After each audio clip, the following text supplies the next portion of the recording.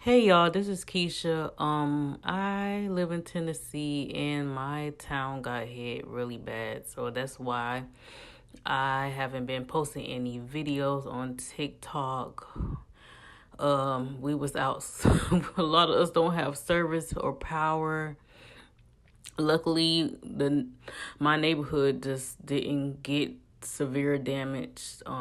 So I'm praying for everyone that has lost power, lost a loved one. Please, seek shelter. Don't suffer and be in the dark. And if you know me, if you've been one of my students, please let me know that you're okay. Please comment below because I am thinking about y'all.